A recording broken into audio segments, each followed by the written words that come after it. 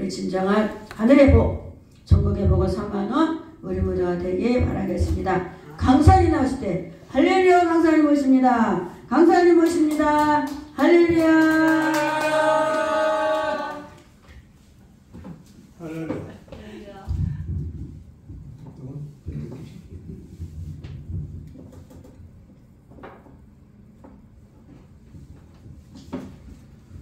할렐루야. 아멘. 다시 한번 할렐루야. 아멘. 두 손 들고 할렐루야. 아멘. 하나님의 큰 은혜와 축복이 오늘 이 새해 첫 주간에 나오신 모두에게 함께하기 주의 모를 축원을 드립니다. 오늘 제가 여기 와 보니까 여기 아주 그 전문가들이 모인 것 같아요. 찬양 전문가, 워십 전문가, 또 이렇게 눈에는 안 보이지만 영적으로 은사 전문가들, 네. 능력이 많으시고 은혜가 있으신 그런 분들이 다 모인 것 같아요. 그러니까 이 교회의 모임은 숫자로 말하면 안 될 것 같아요. 성경에 보면은 일당 백도 있고요, 일당 천도 있어요. 아멘. 여기 있는 분들은 모두 다 일당 백 내지 일당 천 좀 있습니다. 성경에 보면 너희 두 사람이 천을 행하고 너희 한 사람이 천을 행하고 너희 두 사람이 만을 담게 한다. 그런 말씀이 있어요. 그러니까 사람이 어떠냐가 중요한 거죠. 제가 목회를 하면서 처음 목회부터 지금까지 저는 집회를 많이 해봤어요. 한 명 놓고 집회한 적도 있어요. 한 명 놓고. 그런데 그러니까 여기 나오신 분들이 뭐 적다 생각하지 않아요. 한 명 놓고도 설교하십니다. 처음에 한 명 놓고 설교할 때는 신자 한 사람 놓고 내가 뭐 힘내서 설교할 게 뭐 있나 그렇게 생각했어요. 근데 성령께서 제 마음에 네가 꿈이 있고 또 목회로서 좀 더 포부 있는 목회를 하려면 그렇게 시시하게 설교하면 되겠냐. 그래서 저는 한 명 놓고 설교할 때부터 마음의 작정을 하고 내가 이번 주부터는 300명 앞에서 설교한다.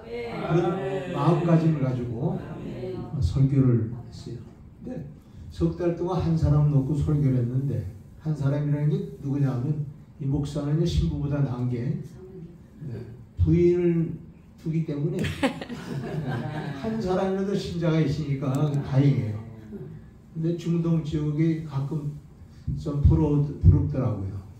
부인을 여러 사람들이 하잖아요. 그러니까 그 사람들은 목회만 하면 잘할 것 같아요. 근데 우리나라는 또 뭐 한 사람만 택해서 살아야 되니까 어떻든 간에 그래도 신부보다 나은 게 한 사람이라도 놓고 말씀을 증거하니까 그래도 괜찮잖아요. 그래서 다행이다 하는 소리를 하면서 3개월 동안 이렇게 목회하는데 아까도 얘기했지만 처음에는 집사람 한 사람 놓고 설교를 하니까 힘이 나야죠. 한 사람 놓고 설교해봤자 뭐 그렇게 효과가 없는 것 같아요. 그래서 신자가 모일 때까지는 적당히 설교하자. 그리고 5분 설교도 하고 또 성경 좀 읽고 그 다음에 우리끼리 뭐 예배 드리는데 뭐 그게 열내갖고 설교를 뭐 있나 그래갖고 간단히 했어요. 그런데 하나님께서 내 마음속에 내가 어찌 설교하는 사람으로서 좀 비전을 가지고 그렇게 설교하지 않느냐 이런 책망이 마음속에 온 거예요. 그래서 제가 결심을 하고 그 다음부터 밤에 작정하고 기도를 하는데 그게 3개월째 될 때예요. 그때 그 마음을 주셨어요. 그래서 이번 주에는 내가 설교를 하는데 이제부터는 내가 300명 앞에 설교하는 것 같이 그렇게 내가 설교할 거다. 그러니까 여러분 생각하세요. 300명 정도 놓고 설교하려면 대충 하면 안 되잖아요. 열심히 준비하고 또 기도하고 그러면서 최선을 다해서 설교를 준비했어요. 근데 그 설교를 준비하는 날 제가 300명 앞에서 설교한다고 생각하고 그때부터 목청도 높이고 그리고 메시지도 좀 상당히 준비해가지고 증거를 하기 시작하는데 우리 집사람이 눈이 반짝 뜨더라고요. 오, 갑자기 왜 이렇게 소리를 지르고 이렇게 또 보통 때같이 설교하는 게 아니에요.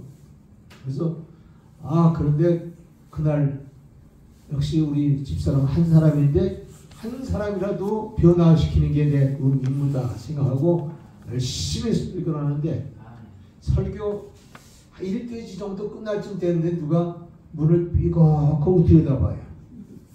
그래서 제가 교회에 이렇게 오신 분은 알고 들어오시라고 그러고는 이제 했더니 저 뒤에 와서 설교만이 앉더라고요. 그래서 그 다음에 설교를 1페이지부터 다시 했어요. 그래갖고 쫙 설교를 했는데 예배를 끝나고 난 다음에 그분이 어떻게 해서 이렇게 왔냐 그러니까 이분 얘기가 그래요. 자기가 사실 이 부천 지역에 의상실을 하나 차리려고 그렇게 왔다는 거예요.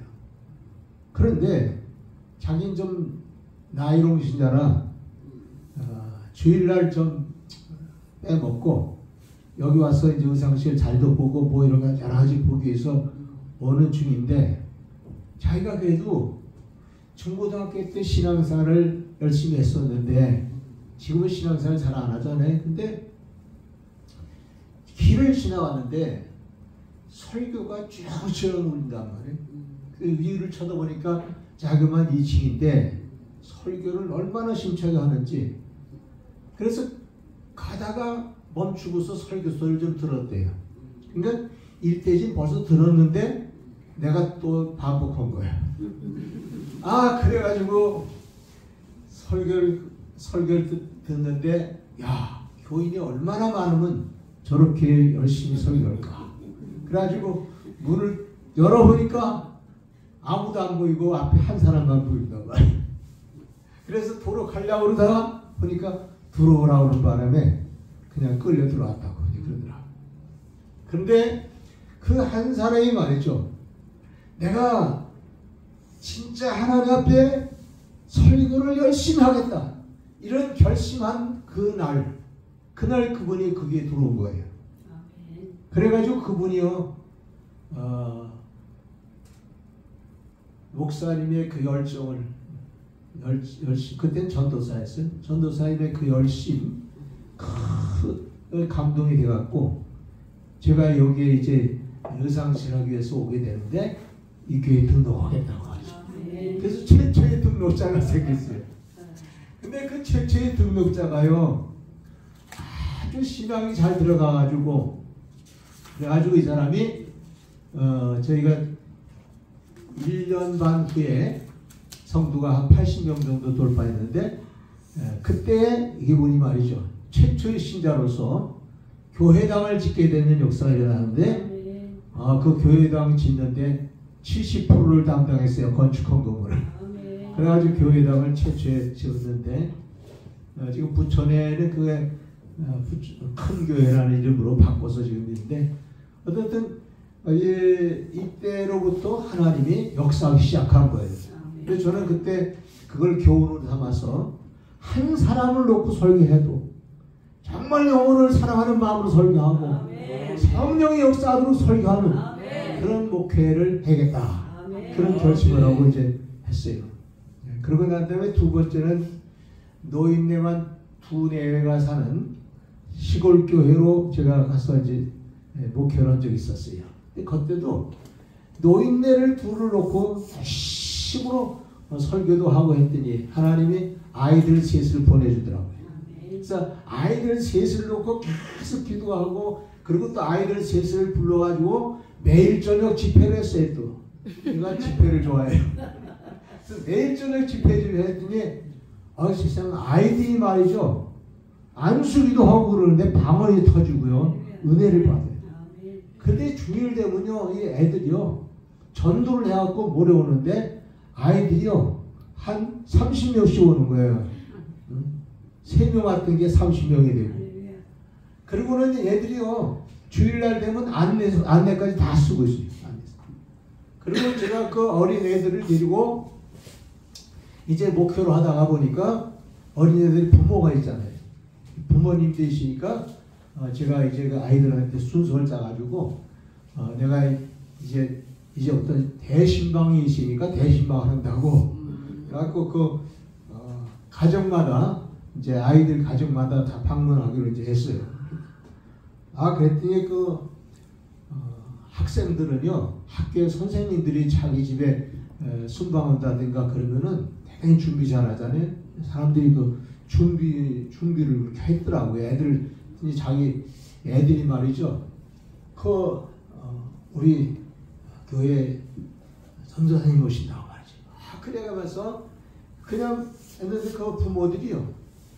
그 애들이 평상시에 저를 얼마나 자랑을 해놨는지 얼굴 한번 보고 싶다고 이제 다 생각했다는 거예요. 그래서 가가지고 그 어린이 가정에 가가지고 예배를 드리는데 성령이 역사하는 거예요. 그냥. 그래가지고 거기서도요 6개월 정도밖에 안 되는데 80명이 돌파했어요. 올라오셨어요.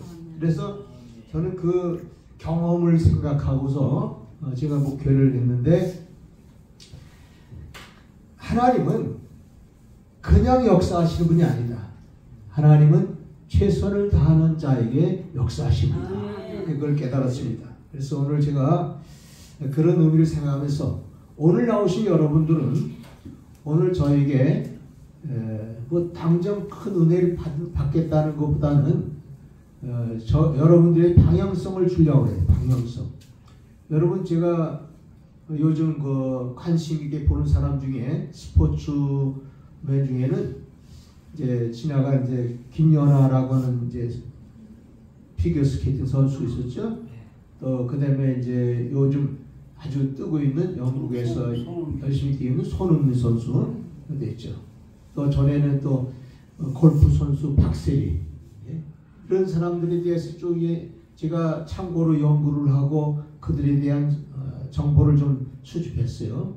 보니까 그 사람들 내가 그 정보를 수집하고 난 다음에 내가 목회를 참 잘못했다.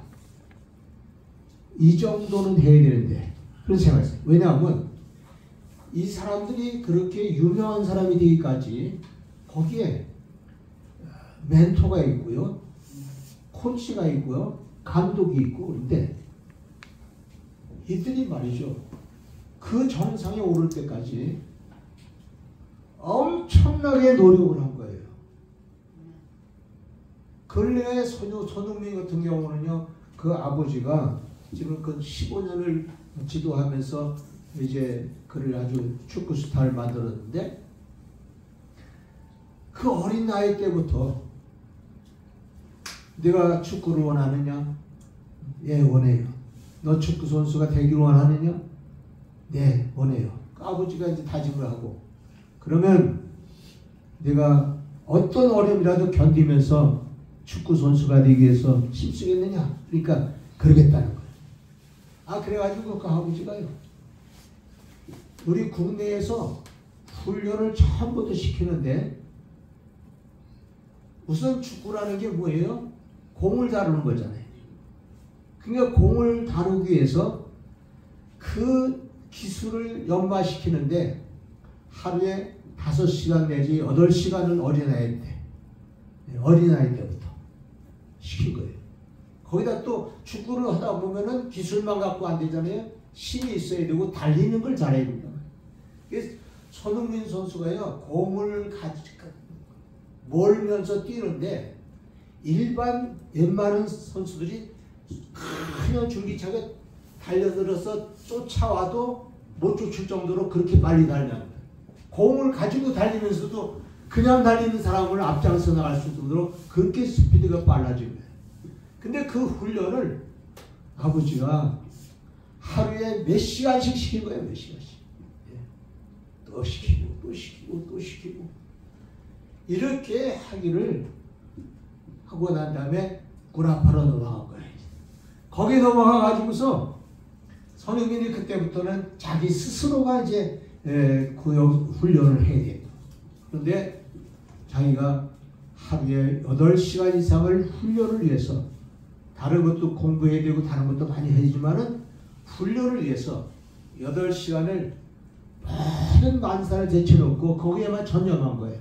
그래서 전념해갖고 그래서 달리는 것도 전념하고 공을 다는 것도 전념하고, 그리고 골대를 향해서 공을 날리는데, 중거리 슛을 날린다든가 그런 것을 날리는데, 그게 한 12칸 정도를 이렇게 만든대요. 이거 칸을 이제 관역이죠. 공이 들어갈 수 있는 관역. 그 관역을 12개나 더 되는 그 관역인데, 한 1번, 2번, 3번, 4번 이렇게 갖고 그 관역을 넣는데, 중거리에서 발로 차는데 자기가 목표하는 1번에다 넣겠다 그러면 거기다 넣는 걸 집중적으로 연습하는 거예요. 공을 차도요, 아무데나 그냥 차는 게 아니에요. 골 큰 데다가 거기다 그냥 차는 게 아니에요. 그 큰 골대에다가 아무데나 찰 수 있으면 좋겠지만은 그 골대 전체를 그냥 놓고 차는 게 아니라 골대 안에 칸을 만들어 갖고 거기서 어느 코스로 들어간다 하는 걸 생각하고 치는데, 그런데 골대 안에 1번에다 넣겠다 그러면 1번에 넣는 거를 해서 계속 연습을 하고, 그렇게 연습하면서 12골을 다 넘기고 난 다음에 이제 연습을 끝내는데, 그렇게 하기까지 이 볼을 차는 게 1000개가 아니에요. 어느 때는 말이죠, 5000개 이상을 차야 되는 거예요. 이 발로. 그러니 여러분, 그 발도 얼마나 힘들겠어요. 피고라기도 얼마나 힘들겠어요. 그렇게 해가지고 나중에는 자기가 자유스럽게 경기하면서 차도 자기가 목표로 삼던 곳을 향해서 볼이 날아가는 그런 기적이 일어난 거예요. 그러니까 정확히 볼을 차가지고서 꼬링을 시키는 거예요. 농구골 같은 데도 꼬링을 시키고 말이죠. 놀라운 역사라는 거죠. 그러니까 이렇게 훈련하고 이렇게 하면서 자기가 친구들도 안 만나고 놀러도 안 가고, 근데 그 아버지가 뭐라고 했냐면, 내가 이렇게 훈련해서 10년을 내가 이 훈련을 하면은 내가 30년 내지 50년을 내가 즐거움에 살 거다. 즐거워 살 거다. 그러나 10년 내지 15년의 이 고통스러운 훈련을 하고 하면은 너는 지금 지옥을 사는 것 같이 괴로울 거다. 그렇지만 그 10년의 세월이 흐르고 난 다음에는 너는 30년 내지 50년을 편하게 기쁨으로 놀고 싶을 때 놀고 즐길 때 즐기고 그렇게 살 수가 있을 것이다. 그러니까 굳게 결심하고 해라. 아버지가 그렇게 코치를 한 거예요. 이게 손흥민이가 자기의 코치를 아버지가 됐다는 게 참 축복이었다는 거죠. 그래가지고 결국은 이 손흥민이가요, 그렇게 역사하니까 세상에 1년의 수입이 몇천만 원씩 몇 억씩 들어오고 막 그런 사람이 돼버린 거예요. 여러분, 김연아 선수가 지난번에 통계에 나온 거 보니까 재산이 1천억이 넘는다고 그래요. 피겨 선수로서 1천억이 넘는 재산이 있더라고. 우리나라 제일 잘생긴 고우림이라는 청년을 만나또 결혼하고 말이죠. 아주 그냥 김연아가 떴다 그러면 다들 난리예요. 그 김연아가 그냥 되느냐? 아니, 김연아는 지금 손흥민같이 피겨스케이팅 연습을 해서 많이 울고 몸부림치면서 그렇게 해서 그 자리에 온 거예요. 그러니까 지금은 웃고 살잖아요. 즐겁게 살잖아요. 세상 모든 사람이 부러워하는 사람으로 살단 말이에요. 나는 이 내용을 읽어보면서 생각한 거예요.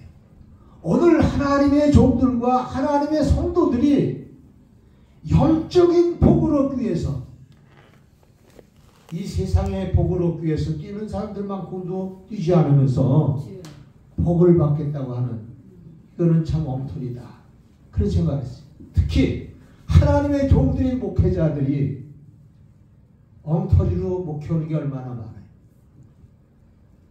아니, 하나님의 가장 귀중한 그 사명을 가진 사람들이 그냥 헛되게 살아가는 거예요. 헛되게 시간 보내고 놀고.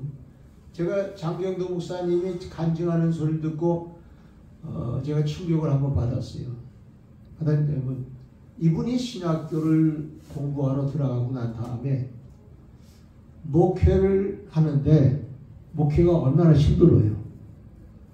그분이 큰 결심을 하고, 내가 하나님 앞에서 이 목회를 승리할 수 있는 그런 날이 오기 전에는 결단코 놀러 다니지도 않겠다.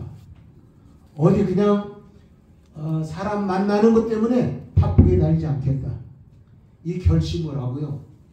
날마다 들어박혀가지고서 성경 읽는 거 하고, 그 다음에 또 남은 중에 기도하는 거 하고, 그리고 어떻게 하면 내가 성도들을 참 즐겁게 설교해주고 웃길 수 있을까, 그런 것도 연구하고, 하여간 목회를 위해서 그 노력을 하는데, 목사가 되고 난 다음에도 10년의 세월을 전혀 바깥에 다니지는 않았어요.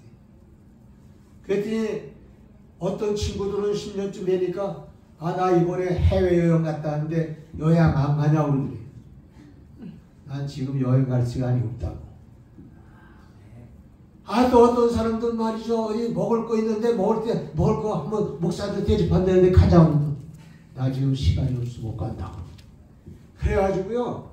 친구들도 제대로 사귀지 않고, 목사가 친구들을 안 사귀니까 또 이상하잖아요. 혼자서 그냥 친구도 사귀지 않냐고, 또 여행 가는 것도 안 가고, 또 한 번은 말이죠. 이분이요. 목회한 지 10년이 돼도 이스라엘도 못 가봤대. 성지순례도 못 가봤대.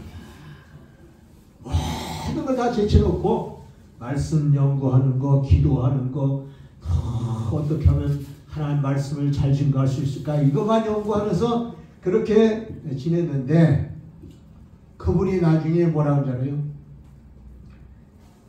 15년 정도 경과하니까, 신학교 때부터 15년 정도 경과하니까 자기를 부르는 데가 너무 많아져서 전국 곳곳을 돌아다니는데, 가는 곳마다 부흥회하러 가는데 부흥회하러 갔다가 또 끝나고 난 다음에 구경할 때 다 구경하고, 관광여행을 따로 할 필요가 없어요. 부흥회 갔다가 그냥 잠깐 좀 시간 내서 하면 다 갔다 올 수 있고, 또 그러고 하면은 친구들 그 전에 그렇게 먹는데 잘 가자고 그랬는데 못 갔는데, 지금은 먹을 때가 얼마나 많은지 골라서만 먹을 정도로 그렇게 잘 대접받는다는 거예요. 그러면서 자기가 10년, 15년을 이렇게 참 목회를 위해서 모든 걸 만사를 제쳐놓고 이 일에 종사했더니, 지금은 전 세계 곳곳에서도 나를 부르더라. 그 얘기 들으니까 내가 얼마나 회개를 많이 했는지 몰라요. 난 젊어가지고 조금 교회가 어느 정도 커지고 그러니까 그때부터는 그냥 마음 놓고 돌아다니고 놀러 다니고, 친구들이 만나자면 가고, 총회에서 무슨 회의가 있다 그러면 총회 거기 가입해 들어가갖고 거기서 이제 행세하는 거, 그런 거나 하고, 이런 식으로 시간을 많이 보냈어요. 그래서 내가 많이 회개했어요. 얼마 전에는 하나님께서 제 마음속에 그런 마음을 주시더라고요. 너 이제라도, 너 나이 많다고 그러지 말고 이제라도 하늘의 부활을 켜라. 하늘의 부활을 켜라. 하늘의 부활을 켜거라 하는 그 그런 메시지를 마음에 받았어요. 그래서 제가 저기 작은 교회 섬기는 데가 있는데 거기에다가 거기 목사님들만 한 5분 정도 나올 정도로 목사님들이 많이 봉사하고 그러는 교회인데, 그런데 거기에서 제가 설교를 하면서 그 결단을 얘기했어요. 나는 2023년도에는 그럭저럭 사는 것이 아니라 나는 하늘의 부활을 확실하게 잡고 그 부활을 가지고 사역하리라. 그 부활가 뭐예요? 여러분 마태복음 11장에 보면요, 이 부활에 대한 얘기가 나와요. 예수께서요 세례 요한에 대해서 칭찬하셔요. 세례 요한이 이제 자기 사명 끝나서 감옥에 갇혔을 때인데, 이 세상에 여자가 난 자 중에 세례 요한보다 큰 자가 없느니라. 세례 요한이 가장 큰 인물이라는 거예요. 그런데 세례 요한보다 더 큰 인물들이 어디서 나오느냐? 주님께서 벌써 암시하셨어요. 그러면서 뭐라고 하셨냐면, 세례 요한의 때부터 천국은 진노를 당하나니 진노하는 자는 빼앗으리라. 그 말씀이었어요. 여러분 천국은 진노하는 자가 뺏는다는데, 이 천국을 무슨 뜻으로 말하신 거겠어요? 천국 가는 거? 우리가 이 다음에 죽으면 천국 가는 거? 그 얘기가 아니에요. 천국은 세례 요한의 때부터 다 이루어진 거예요. 천국은. 세례 요한의 때라는 게 뭐냐면, 조금 부연 설명하겠는데, 예수님을 영접한 때입니다. 예수님을 나의 주로 고백한 때예요. 예수님을 나의 주, 나의 하나님으로 인정하는 신앙을 가진 때예요. 하나님 말씀을 듣고 복음을 듣고 믿음이 생겨진 때예요. 로마서 1장 17절에 복음에는 하나님의 의가 나타나서 믿음으로 믿음에 이르게 하나니 오직 나의 의는 믿음으로 살리라. 그 사람들이 바로 세례 요한을 통해서 예수님을 소개받고 믿음의 의인이 된 거예요. 그리고 로마서 10장 17절에 뭐라 했어요? 믿음은 들음에서 나며 들음은 그리스도의 말씀으로 말미암았느니라. 그러니까 하나님의 말씀이 계시로 들려졌기 때문에 그들의 믿음이 있어요. 그래서 이 사람들은 출애굽기 32장 30절 33절 말씀과 누가복음 11장 20절 말씀 보니까 이들은 하나님 나라에 그 이름이 기록된 사람들이라고 그랬어요. 기록된 사람들. 그러니까 세례 요한 때에 살던 사람들은 예수 그리스도를 모셨고 예수님을 인정하는 믿음을 가졌기 때문에 그런 천국 백성들이에요. 근데 이 천국 백성들에게 그 백성이 주어지는 자격이 뭐냐 했더니, 세례 요한이 물세례를 준 거예요. 물에다가 잡아넣었다가 끊어오는데 옛 것은 지나가고 새 것이 됐다는 뜻으로 세례를 주는 거예요. 이 물세례 받은 사람을 가리켜 세례 요한의 세례를 아는 사람이다. 그렇게 얘기하는 거예요. 예, 여러분 사도행전 18장에 보면 알렉산더라고 하는 알렉산더에서 온 아불라는 사람이 나와요. 그 아불라는 신학자하고 성경학자예요. 이분은요 성경에 능통한 사람이에요. 근데 이분이 그 에베소 지역으로 갔다가 거기서 말씀을 강론하고 증거를 했는데, 그 말씀 증거할 때 누가 와서 앉았냐면 사도 바울에게서 은혜를 받은 브리스가와 아굴라라고 하는 부부가 왔었어요. 그 집회에서 아볼로의 메시지를 듣고 난 다음에 그 브리스가와 아굴라가 아볼로를 불러가고 자기 집에서 대접을 하면서 말씀을 같이 나눴어요. 근데 성경에 뭐라고 하는지 아세요? 성경학자인 성경에 능통한 아볼로라고 하는 사람이 유대인인데, 이분이 말씀 증거하는 것보다 브리스가와 아굴라가 성경 말씀을 더 잘 풀어 증거하더라. 그래서 성경에 기록하고 있어요. 그러니까 이 말은 뭐예요? 아무리 성경 지식이 많고 학문 지식이 많아도 성령 세례를 받지 않은 사람과는 차이가 있다는 거예요. 성령 세례 받은 사람이 성령 세례 받지 않는 학자를 이길 수 있다는 거예요. 이거 우리가 진짜 우리들에게 교훈으로 삼아야 돼요. 그래서 사도행전 19장으로 넘어가면 그 지역에 아볼로가 말씀을 증거해서 말씀을 교육받은 사람들이 있는 그 장소에 사도 바울이 왔어요. 그래갖고 사도 바울이 와서 뭐라고 물어요? 너희가 믿을 때 성령을 받았느냐? 그러니까 우리는 성령에 대해서 잘 모른다고 얘기를 하는 거예요. 그래서 이 사도 바울이 예수 그리스도의 때를부터 시작해가지고 오순절 탄압해서 성령 역사한 거, 또 자기가 예수님을 만났던 거, 그런 모든 자추적 얘기를 다 한 다음에 주님께서 말씀하기를 성령을 받으러 가셨는데 이 성령 받는 일을 너희가 모르냐? 그래갖고 가르치고 난 다음에 안수고 기도를 하니까 그들 중에 성령 세례 받은 사람들이 나타나서 12사람쯤 방언도 하고 예언하는 사람이 생겼다라고 말했어요. 이 말이 뭐예요? 예수께서 천국은 침노하는 자의 것이라고 했는데 그 침노하는 자의 것이라는 말씀 속에 뭘 예시하고 있냐면 성령 세례 받을 날을 말씀하신 거예요. 그런데 우리가 예수님을 믿고 예수님을 영접하고 십자가에서 나를 위해 죽으신 예수님은 인정하는 신앙을 가진 그것은 노력하고 힘쓴 게 아니에요. 받아들인 거예요. 그냥 받아들인 거예요. 오늘 교회 신자들이 복음의 말씀을 그냥 받아들이고 신앙생활을 할 때에 그가 구원받는 신앙으로 나갈 수 있어요. 그렇지만은 천국을 소유한 건 아니에요. 주님은 현재 천국을 소유하도록 한 거예요. 아멘. 그 천국은 다른 것이 아니라 오순절 다락방 이후에 역사한 성령 세례예요.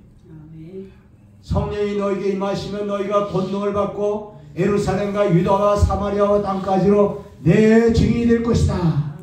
예수를 증거할 수 있는 능력이 성령 세례부터 오는데 그 성령 세례가 오고 난 다음에 뭐가 오냐면 은사가 오는 거예요. 은사.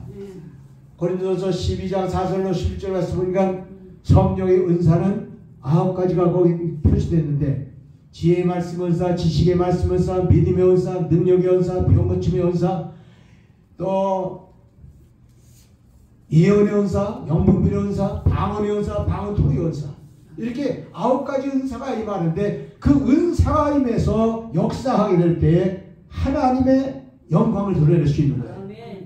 그것을 예수께서는 하나님 나라 천국을 빼앗는 자다, 그렇게 표현하신 거예요. 그러니까 오늘 우리는 하늘의 보화인 은사를 빼와야 돼요. 뺏어와야 돼요. 은사를 뺏어와야 돼요. 근데 이거는 하나님이 그냥 주질 않으셔요. 그냥 주는. 마태복음 13장에 44절에 말씀하니까 그것은 보화라고 그랬어요. 아멘. 천국은 뭐와 같으냐? 천국은 밭에 감추인 보화와 같으니라. 아멘. 여러분, 이 보화는요 그냥 길 가다 얻는 게 아니잖아요. 그냥 적당히 수고해서 얻는 게 아니잖아요. 보화는요 엄청난 노력을 기울여서 얻는 거예요. 여러분, 금강석이라고 알죠? 금강석. 금강석은요 금이 들어가 있는 돌이 금강석이에요. 그 금강석을 3톤이나 되는 차에다가 금강석을 싣고 저 분쇄기로 가서 부수고 용광로에 그걸 넣어가지고 녹여내면 거기서 금이 나오는데 5톤 정도의 금만 나오면 그건 금강석이라는 거예요. 근데 생각해보세요. 3톤이라고 되는 돌을 갖다가 부셔가지고 작업을 해가지고 용광로에 넣어가지고 풀을 뿌리죠. 거기 넣어가지고 이걸 녹여내는 그 과정이 얼마나 힘든 일이에요. 그렇게 힘들게 뽑아낸 그 금이 값이 나가는 거예요. 이렇게. 네. 요즘은 한 5톤쯤 정도 되면 얼마나 맞나요? 네? 한 돈에 한 30만 원쯤 되지 않을까 잘 모르지만. 한 돈이 30만 원대요? 모르겠어요. 5만 원. 요즘 금 사시는 분이 여기 많잖아요. 이 고돈쯤 정도 되면 우리 돈 가치로는 정말 100만 원 이상 되는 거예요. 그죠? 그만큼 값어치가 있는 거예요. 그러니까 그 3톤이라는 금을 캐가지고 돌을 갖다가 부숴서 그것을 풀무풀에 넣어가지고서 금을 뽑아내는 작업이 그렇게 힘들더라고요. 하나님은 우리에게 이런 말씀하시는 거예요. 너희는 보화인 천국을 빼앗으라 하잖아요. 그래서 성경에 뭐냐면 이 보화가 감춰진 밭을 얻기 위해서 자기의 모든 재산을 다 쏟아붓고 그 밭을 샀느니라. 이거는 아주 한마디로 말하면 최선을 다해서 노력한 거예요. 대가를 지불한 거예요. 오늘 여러분요, 오순절 다락방에서 성령의 역사가 일어났던 때를 보세요. 그 사람들은요 3년 동안 예수님 따라다녔던 사람들이에요. 예수님 따라다니면서 표적과 이자도 보고 또 예수님 따라다니면서 말씀도 듣고 뭐 갖가지 경험했던 사람들이에요. 그 사람들이 500여 명 정도가 예수님 승천하실 때 봤다 그랬어요. 그리고 예수님이 분부할 때 예루살렘에서 떠나지 말고 성령을 기다려야 했어요. 근데 기다린 사람은 120명. 오늘날도요 하나님의 은혜를 아무리 준다고 하도 그 은혜를 받으라고 그렇게 말해도 우리 예수 생명교회에서 저 연초에 축복받는 성이라니까 오라고 해도 다들 관심이 없는 거잖아요. 교회 나오던 사람도 관심이 없어요. 그렇죠? 근데 여러분들이 이게 나오시니까 이제부터 여러분들은요 제가 코치해 주는 대로 하세요. 그러시면은 하늘의 보화를 캘 줄로 믿습니다. 아멘. 이 보화만 캐면요 김연아가 부럽지 않은 거예요. 또 손흥민이 부럽지 않은 거예요. 아멘. 그 사람들은 땅에 있는 썩어질 면류관을 얻고자 뛰었지만은 우리는 하늘의 면류관을 얻고자 뛰는 겁니다. 아멘. 그리고 또 한 가지는요, 이 하늘의 보화를 얻은 사람은 땅에서 출세하는 사람들보다 더 위대하게 하나님이 쓰시는 거예요. 아멘. 위대하게 쓰십니다. 자, 제가 시간이 많지 않으니까 성경적으로 이해를 드려볼게요. 성경에 여러분 요셉이라는 사람 창세기 37장부터 이제 45장 사이 보면 요셉의 얘기가 쫙 차 있어요. 근데 이 요셉이라는 사람은 어떤 사람이에요? 양치기 했던 사람이에요. 양치기. 그런데 하나님께서 요셉에게 장래를 말할 수 있는 꿈과 예언을 주셨어요. 여러분 이런 계시 받는 사람은요, 하늘의 보화를 얻는 사람은 그거 보통 사람이 아니에요. 한마디로 말하면 하나님께 기도도 엄청 많이 하는 사람이에요. 그게 성경적인 통계예요. 기도를 엄청 많이 하는 사람들이 그 일을 한다고도. 또 하나님 말씀을 엄청나게 탐구하고 그 말씀에 젖어 있는 사람들, 이런 사람들이 바로 그런 사람이에요. 그러니까 하나님이 12형제 중에서 11번째 되는 요셉에게는 하나님이 남들이 가지 못하는 보화를 주신 거예요. 아멘. 그게 하나님이 주신 보화이기 때문에 남들이 모르는 장래를 말하게 되고 장래를 바라보게 되고 장래에 대해서 꿈을 꾸는 사람이 됐어요. 아멘. 그래가지고 그 꿈 때문에 미움을 사가지고 형들한테 미움 사가지고 애굽에 팔려가잖아요. 애굽에 팔려가서 좋은 살이 10년 했어요. 그 다음에 또 거기서 유혹을 하는데 유혹을 물리쳤더니 그 보디발의 아내인데 시대장의 아내가 말이죠. 요셉이 잘 나와도 잘생긴 걸 보고는 막 유혹을 했는데 그 유혹을 물리쳤더니 오히려 앙심을 품고 자기 남편한테 거짓말로 요셉이 자기 겁탈하려고 그러다가 이렇게 됐다고 그런 얘기해갖고 감옥에 들어갔는데 그 감옥은 영원히 나올 수 없는 무기수들이 들어가는 감옥이에요. 그 감옥에 들어가서 2년이라는 세월을 또 보내게 돼요. 모두 한 13년의 세월을 보내는데 여러분 생각해 보세요. 그렇게 딱한 처지에 있으면 보통 사람 같으면 이 세상 살아서 뭐냐. 나는 살아있는 동안에는 종으로 묶여있기 때문에 어디도 갈 수 없고 부모도 찾아갈 수도 없고 난 버림받은 인생이 또 거기다가 무기수가 되어버리시니까 감옥에서 나올 길이 없어요. 그런데 보세요. 요셉은 낭망하지 않았어요. 절망하지 않았어요. 왜 그랬어요? 그는 꿈이 있어요. 하나님이 주신 꿈이 있어요. 언젠간 두고 보자. 이런 꿈이 있어요. 뭐 일반 노래 중에도 그런 노래 있더라고요. 언젠가 내 손으로 휘어잡겠다. 그러면서 노래하는 거 있죠. 내가 언젠가는 모든 걸 휘어잡을 때가 온다. 이 생각을 하는데 꿈을 주셨기 때문에 그는 항상 하나님과 교통하면서 그 어려운 중에도 하나님과 교통하면서 형통한 길을 얻었어요. 성경의 말씀 뭐라 하냐면 요셉 까닭에 보디발의 가정에 하나님이 은혜를 베푸셨더라. 요셉 까닭에 하나님이 감옥에 은혜를 베푸셨더라. 이거 참 굉장한 얘기예요.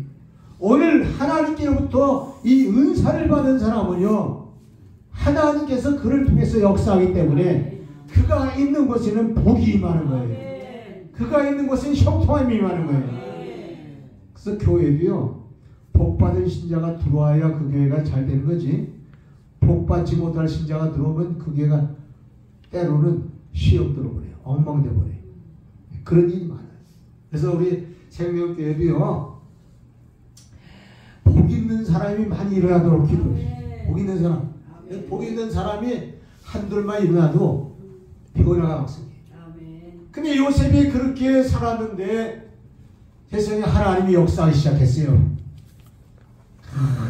고난을 당하면서 어려움 당하면서 연단을 받은 그 요셉을 위해서 하나님이 역사하시는데 그 나라의 바로왕이, 애굽의 바로왕이 꿈을 꾸는 거예요.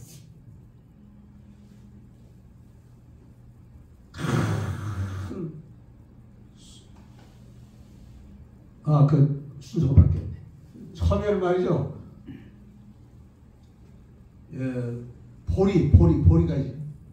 보리가 있는데 싱싱한 보리가 막 무성하게 자라는 거 보고 바로왕이 좋아했어요. 근데 조금 믿으니까 완전히 깐부기가 들고 그냥 흉악한 보리싹이 또 나오더니 그 좋은 보리싹을 다 잡아삼키는 거예요. 7개의 이삭을 봤는데 7개 다 잡은 거예요. 그래서 야, 이상하다 생각했는데 또 두 번째 꿈을 또 꿨어요.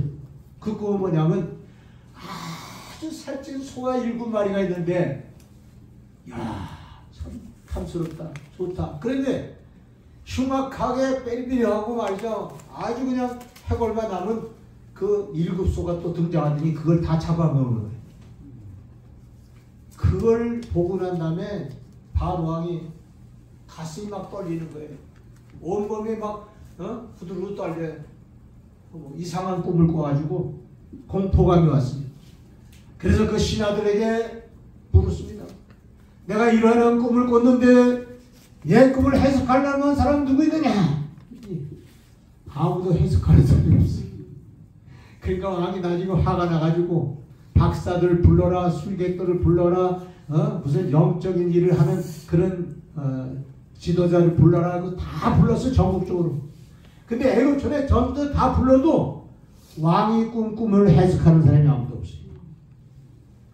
근데 그때 감옥에서는 무슨 일이 생기냐면 거기에 감옥에 잘못한 일 때문에 잡혀온 떡 굽는 간원장이 있었고 포도주 주는 간원장이 있었어요.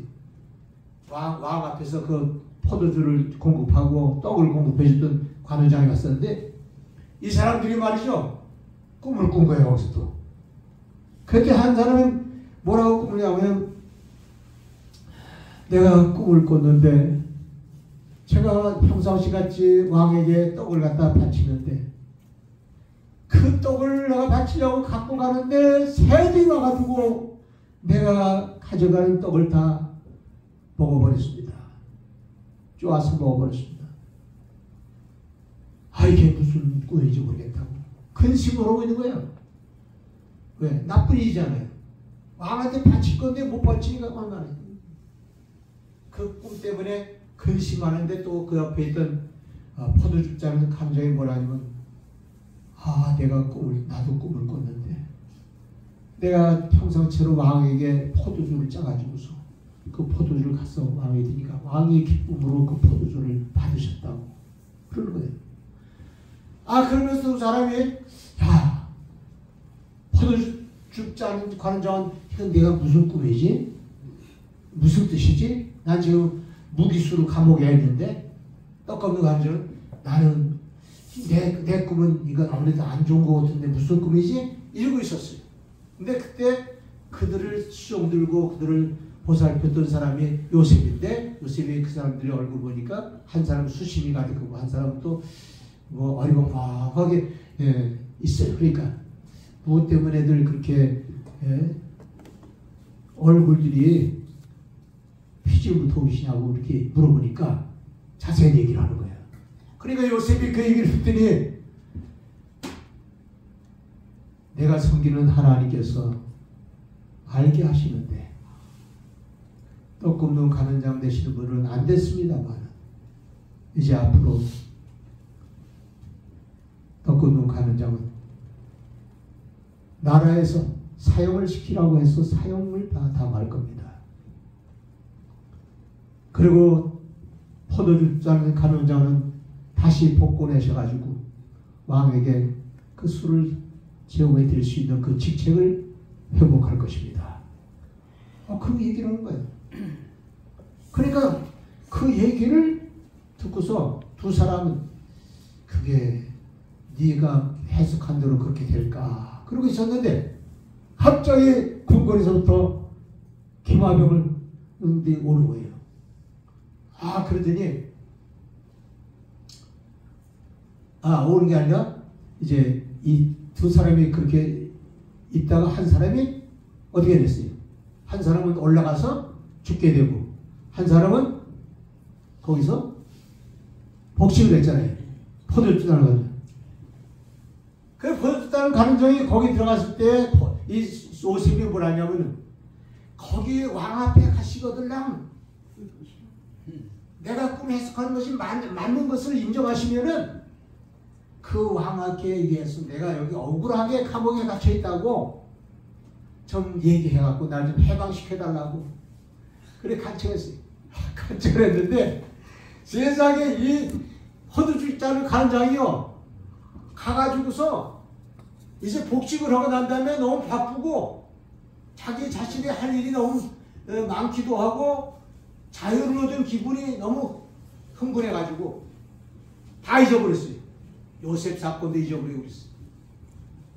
근데 그 사건 잊어버렸는데 그때 하필 바로 왕이 꿈을 꾼 거예요. 그래가지고 이 해석을 할 사람이 없으면 말이죠. 이 사람도 다 죽여라! 왕이 화가 나서 수객 박사들 막 그냥 영적으로 뭐 이거저 한다는 사람들은 다 불러다가 했는데 안 되니까.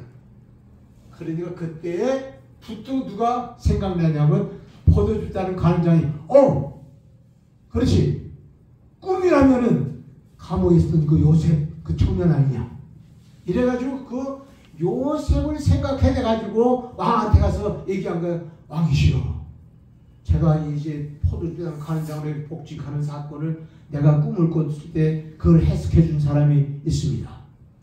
그래서 그 사람은 분명히 왕의 꿈도 해석할 수 있는 사람이라고 믿습니다. 그러니까 왕이 그럼 그 사람 빨리 불러라. 그래가지고 막 이제 왕의 수레를 끌게 하고 가가지고 감옥에 있는 요셉을 부른 거예요. 그래가지고 왕궁으로 요셉을 끌어온 거예요. 그래서 요셉이 말이죠. 왕 앞에 딱 나니까 왕이 내가 여차저차해서 이런 꿈을 꿨는데 그대가 해석할 수 있겠느냐 하니까 그 꿈에 대한 것은 하나님이 하시는 일인데 하나님께서 왕을 통해서 앞으로 되어질 이 나라의 일을 하나님께서 알리게 하시고자 왕에게 그런 꿈을 주셨습니다. 했었는데 해석을 하는데 말이죠. 앞으로 7년 동안은 풍년이 올 겁니다. 그리고 또 7년 동안 흉년이 올 겁니다. 왕이 2번 꿈을 꾸게 한 것은 하나님이 확실히 정하신 일이기 때문에 2번 보이신 겁니다. 여기요. 왕이 그 얘기를 들으니까 가슴이 후련해지는 거예요. 감동이 생기는 거예요. 그래가지고 나중에 이 왕이 뭐라고 하냐면 이렇게 하나님의 신에 감동한 사람을 누가 어디서 얻겠느냐. 여봐라. 이 사람을 국무총리로 세기로 원하더라. 그러니까 만주백관들이 말이죠. 그 꿈 때문에 그냥 다 혼쭐이 나 있었는데 요셉 때문에 해결되니까 너무나 좋잖아요. 그래가지고 만주백관들이 왕의 말씀이 옳소이다. 그래갖고 단번에 국무총리가 되는데 이 왕이 뭐라고 그래요? 짐이 높은 거는 보좌뿐이로다. 애굽 천지가 그대의 손에 있으니 그대가 마음대로 다스리라. 애굽을 다스리는 국무총리가 되었어. 여러분, 하늘의 보화를 가진 은사를 가진 그 요셉이 자기 아버지의 재산도 물려받은 것도 없고 또 어떻게 전통적으로 그가 세상에 어떤 능력 가진 것도 없지만은 하늘의 보화인 영적인 은사를 받아가지고 그가 애굽의 국무총리가 돼가지고 위대한 정치를 했다는 얘기가 나오는 거예요. 오늘 여러분과 제가 목표를 놓고 기도할 제목이 그거예요. 주여 나로 하여금 하늘의 보화를 가지고 이 땅을 점령하게 하옵소서. 남북을 통일시키게 하옵소서. 대한민국의 세계 제일로 가는 제사장의 나라가 되도록 나를 써주시옵소서. 이 기도가 있어야 돼요. 근데 이 기도는 그냥 되는 게 아니에요. 부활을 캐듯이. 내가 아까 얘기했죠. 금강석을 보화로 만들 때는 그 많은 수고가 있어요. 또 석유를 캘 때 보니까 석유를 캐는데 어떻게 해요? 석유를요. 제일 어렵게 석유를 뽑아내는 장소가 최고는 3,000m까지 나간대. 땅속으로. 물속으로 들어가서 바위를 뚫고 들어가는데 거기 파이프 연결해갖고 이거 끌어올리는 게 이게 보통 기술이 아니면 안 돼요. 이 선진 기술을 가지고 있는데 중동에 있는 그런 사막에서 뽑아내는 것도요. 자기들이 기술이 없기 때문에 전부 구라파 사람들이 기술 가지고 가서 그거 뽑아서 나눠 쓰고 살았어요. 우리나라는 7가구에 기름이 나온다고 그러는 걸 알면서도요. 예? 우리나라도 벌써 한 40년 전부터 알았어요. 40, 50년. 그런데 그거 왜 못했느냐? 기술이 없습니다. 근데 지금에 와서는 우리 대한민국도 얼마든지 기술이 있다는 거예요.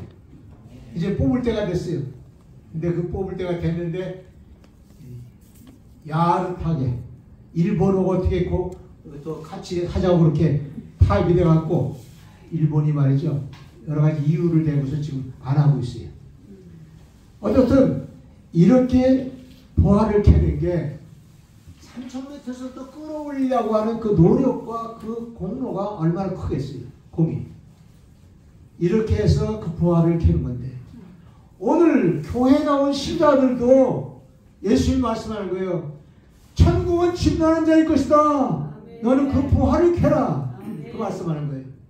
오늘 성경 말씀이니까 보화를 캘 수 있는 사람의 자격은 뭐냐면 하나님을 사랑하는 사람들이에요. 그리고 두 번째는 다 같이 다스요. 간절하게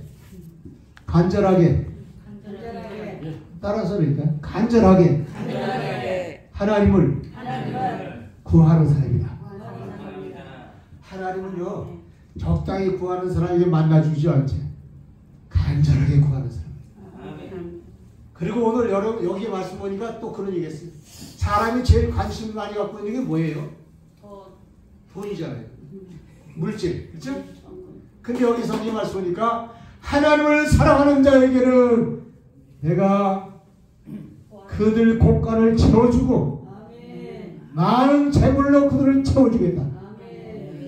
재물도 따라오는. 요셉이 말이죠. 그 꿈을 가지고 그 은사를 가지고 세계에서 제일 위대한 지도자가 된 것 같이 성경에는 그런 얘기가 너무 많이 가르치잖아요. 그 얘기 다 하려면 밤을 새면서 해야 되는 거죠. 오늘 여러분 이 말씀만 꼭 기억하세요. 하나님을 사랑하자. 아멘. 하나님 앞에 간절히 기도하자. 아멘. 간이 저리도 기도하는 게 간절한 기도래. 아멘. 간절하게. 저도 하나님의 말씀 은사 받을 때 그난 처음에 그 누가 가르치지 못했는데 남들이 은혜 받는 거 보고는 샘이 나갖고 나도 은사를 좀 받아야겠다 그러고 하나님께 기도를 하게 되는데 아무리 기도해도 안 주시요. 그래서 우리 목사님께 와서 목사님 왜 나는 다른 사람들은 은사도 받고 방언도 하고 막 하는데 나는 왜 은사를 안 주시냐고 그러니까 하고 성경 말씀을 열심히 읽으면서 기도를 해. 그래서 새벽 기도 꼭 참여하고요. 밤에는 내가 따로 은혜를 받기 위해서 기도를 하고요. 그거를 2년 반을 했어요. 2년 반을 하는 어느 날 하나님은요 그 중간에도 은혜 좀 주셨으면 얼마나 좋겠어요. 안 주셨어요. 근데 안 주셨는데도 자꾸 기도할 마음을 주셔요. 그래가지고 2년 반 하는데 어느 날 이사야서 6장을 읽어나가는데 성령이 임하시더니 지금은 성령이라고 하지만 그때 뭔지도 몰랐어요. 임하더니 내 혀가 막 움직이기 시작해요. 혀는 내 혀인데 혀가 움직이는 거예요. 그래가지고서 혀를 통해서 장래에 되어질 일을 나에게 계속 말하시는 거예요. 아멘. 내가 장래 어떻게 될 걸 말. 아멘. 그 예언이 터지고 말이죠. 그런 다음에 하나님께서 나에게 하나님의 나팔이 되라고 아멘. 말씀을 전하는 종이 되라고 그런 역사가 일어난 거예요. 그 은혜가 임한 게 2년 반이 됐어요. 그때 2년 반 될 때 제가 성경을 얼마나 읽냐면 바로 6번 통독하고 이제 7번째 들어가는데 이사야 6장 때 그때 그 역사가 일어나더라고요. 그리고 아침마다 하나님 앞에서 2시간 정도는 기도하고 밤에 또 와가지고서 또 제가 직장을 또 가졌을 때 와갖고 또 기도하고 근데 그게 세월이 2년 반이 됐어요. 내가 그 비밀을 더 잘 알고 더 믿음을 가졌으면 그 다음부터 더 세게 더 강력하게 그렇게 기도했을 텐데 그렇게 못하고 그냥 그 다음부터는 그저 형식적으로 새벽 기도하고 형식적으로 철야 기도하고 이러면서 신앙생활 했어요. 오늘 여러분 이 성경의 말씀을 꼭 마음에 기억하시기 바랍니다. 여기 나오신 분들이요 한 사람도 2023년 되면 그냥 넘어가지 마세요. 마지막 한 가지 당부드립니다. 여기 계신 분들 중에 내가 이 얘기하면 저 옛날 은사 받았었는데 방언도 터졌었는데요. 옛날 제가 능력도 받았었는데요. 신유 은사도 있었는데요. 그런 분 있을 거예요. 그분들은요 꼭 이것 아셔야 돼요. 에스겔서 47장에 보니까 하나님께서 성령의 생수에 대해서 얘기를 하시요. 성령의 생수에 대해서 얘기를 하는데 그 생수의 강물이 강단에서 흐르는데 거기서 이제 천사가 척수를 세워요. 1천척을 청량하니까 발목에 차는 물이 흐르고 2천척을 청량하니까 무릎에 차는 물이 흐르고 3천척을 청량하니까 허리에 차는 물이 흐르고 4천척을 청량하니까 한 개 이상이 돼서 큰 강물이 되고 바닷물이 되더라. 그 말이 나와요. 그러니까 오늘 신앙생활하는 사람들이요 은사는 있었는데 왜 큰 역사는 안 나냐냐 그러면 그건 발목 차는 신앙이에요 지금. 그거는 은사를 다시 분리하고 어디까지 올려야 돼요? 한길 물자까지 4천점 증명하는 데까지 올라가야 돼요. 예. 제가 목회하고 나서 이제 쭉 은퇴하고 나서 가만히 생각하니까 제가 목회한 때에 여러분 그 강물이라는 걸 비유하잖아요. 강물에는 뭐가 살아요? 바닷물 강물에는 뭐가 살아요? 물고기가 살잖아요. 우리 목사님들은 물고기가 많아야 돼요. 신자가 많아야 된단 말이에요. 근데 신자도요. 무슨 신자가 있는지 알아요? 또랑물 신자가 있어요. 또랑물 신자는 어떤 거예요? 솜사리, 또 솜사리, 미꾸라지 그렇죠. 예. 뭐 그런 것들만 좀 있어요. 그러니까 교회 이 은사를 받아서 하나님 일을 하는데 큰 역사하리라고 교회 인물은 말이죠. 미꾸라지 같은 신자 하나 있고 솜사리 같은 신자 하나 있고 그런 사람 많아요. 또 그런데 어떤 경우에는 좀 또랑물 정도 돼. 무릎이 사는 물 정도 되면 또랑물 정도 되잖아요. 그 또랑물 정도 되면요. 그래도 고기가 괜찮은 게 있어요. 붕어도 나와요. 붕어. 잉어는 안 나오고 붕어 나오고 붕어. 붕어 나오고 그다음에 또 뭐 소개사리 같은 거 나오고 또 그런 거 있죠. 예? 또 때로는 메기도 올라와. 메기도 올라오고 뱀장어도 올라오고 또 제가 경험해보니까 가재도 좀 올라오고 이런데 이렇게 또랑물을 그랬는데 강물 정도 되면요. 강물 정도 되면은 그때부터는 큰 고기들이 생겨요. 큰 고기. 그죠? 근데 더 큰 고기들은 어디 있어요? 바닷물같이 소송하도록 하나님 역사하기 원하십니다. 바닷물같이 출렁거리고 이런 데는 세상에 고래 같은 게 있어요. 고래 같은 신자 들어오면 좋잖아요. 네? 상어 같은 신자들. 엄청난 물고기 떼들이 막 움직여대요. 교회가요. 엄청난 인물들이 막 쏟아져 들어오는 그런 교회가 생성되는데 그거는 바로 그렇게 바닷물같이 역사는 4,000척 이상의 역사가 일어나는 그런 기도와 그런 노력과 그런 말씀 충만과 이런 것들이 어울려서 역사한다는 것을 성경이 교훈합니다.